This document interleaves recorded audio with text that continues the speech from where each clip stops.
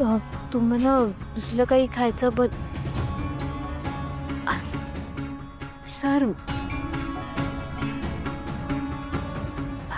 Sorry मला खरंच कळत नाहीये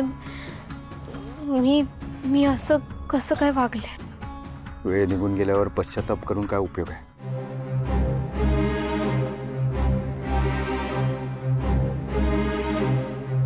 बरोबर आहे तुमचं, मला तुमचं बोलणं पटतंय।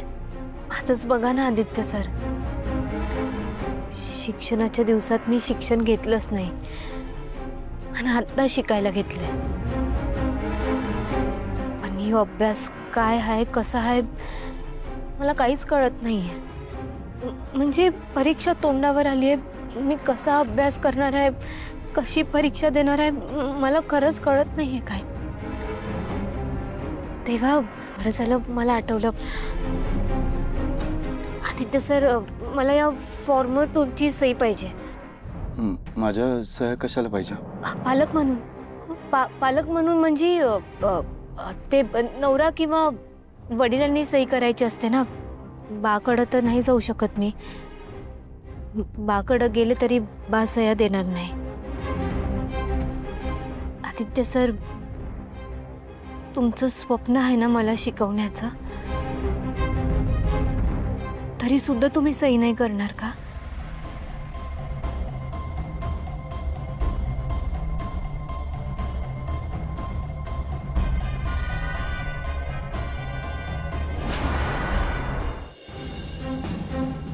मला देवी यांच्या मनातली सून व्हायचंय आणि त्यासाठी मला परीक्षा पास करावीच लागेल।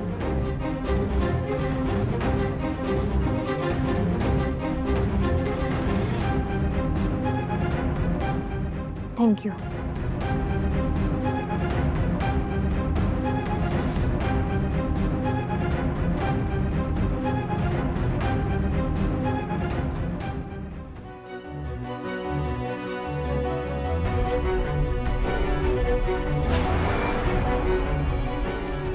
माफ करा आदित्य सर, तुम्हाला देवी आईंकडे परत पाठवण्यासाठी मला हे करावं लागतंय।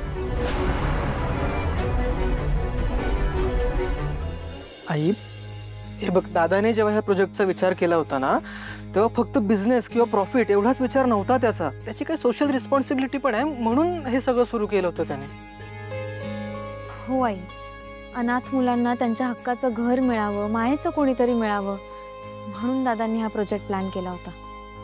आणि अहिल्या, आपण आजपर्यंत आपल्या कंपनी मार्फत अनेक बिझनेस जे तोट्यात चाललेत तरी फक्त सामाजिक बांधिलकी म्हणून चालू ठेवलेत ना।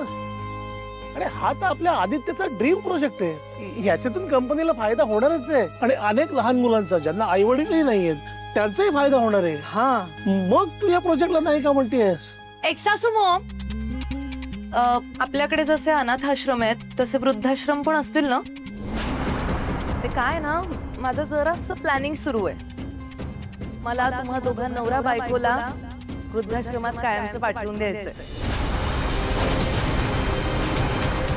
आणि जरी मी नाही ना पाठवलं तरी तुम्हाला जावं लागणारच आहे। काय बोलतेस, कळतंय का तुला? अरे उगाच काही नाही बोलत आहे मी खरंच बोलते। आता तुम्हा सर्वांच्या डोक्यावर एक मोठा बॉम्ब फुटणार आहे आणि तो कोण फोडणार आहे माहितीये? तुम्हा सगळ्यांची लाडकी पारू।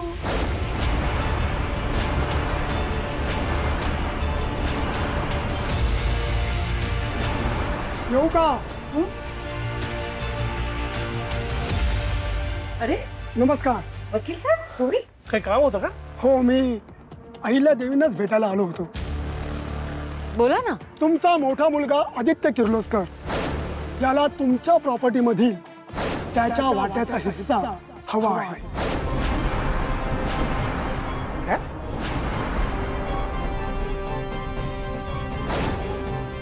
त्याबद्दल त्यांनी तुम्हाला नोटीस सुद्धा पाठवली आहे। नाही नाही नाही, हे बघा दादा, असं काही करूच शकत नाही। मला माहित होतं तुमचा विश्वास बसणार नाही। ही नोटीस बघा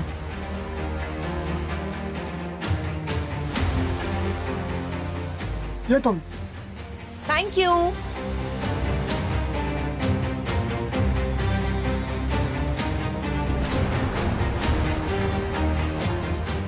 नाही नाही नाही आई हे बघ हे सगळं खोटं आहे. अगं मुळात दादा असं का करेल? त्याला गरजच काय हे सगळं करायची? हे अख्खा एम्पायर त्याचा आहे, त्याचा तो हिस्सा वगैरे का मागेल? अरे पण प्रीतम, हे सगळं तुझा दादा नाहीच करत आहे. हे प्लॅनिंग त्या मोलकरणीचं आहे. नक्कीच त्याची बायको ती पारू त्याला फोर्स करत असणार ही सगळी प्रॉपर्टी वगैरे मागायला. हे ती खूप वर्षांपासून खरं तर प्लॅनिंग करत होती. म्हणूनच तर तिने आधी आदित्यला तिच्या प्रेमाच्या जाळ्यात ओढलं.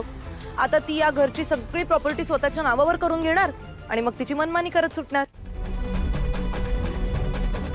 ती आणि तिचा ड्रायव्हर बाप या दोघांचं मिळून रचलेलं कारस्थान आहे.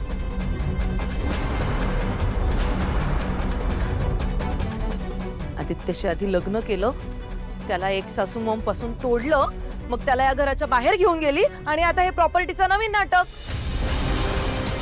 मी तुम्हाला एव्हरी टाइम हेच सांगायचंय पण कधीच माझ्यावर कोणी विश्वासच नाही ठेवला. तुम्ही सगळे आज मूर्ख ठरलात आणि मी करेक्ट ठरले.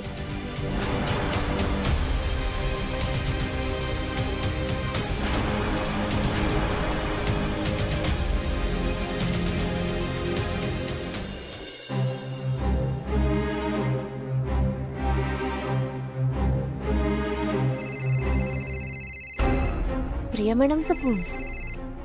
हॅलो पारू. पारू अगं हे काय ऐकते मी? आदित्य दादांनी आईंना नोटीस पाठवली प्रॉपर्टीच्या हिश्श्यासाठी.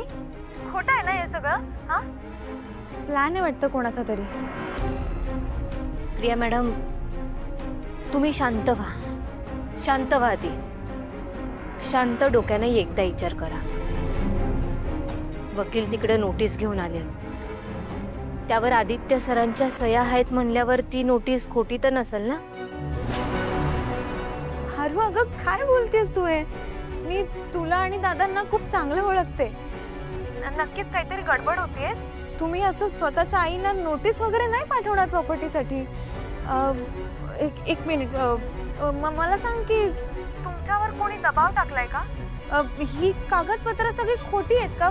सांग ना पारू. तुम्हाला काही कल्पना नाहीये ना याची? आम्हाला दोघांना बी या समध्या गोष्टींची चांगलीच कल्पना आहे. नंतर एक पोरगी आली एकदम धीट, आणि ती व्यक्ती म्हणजे अहिल्या वेसकर.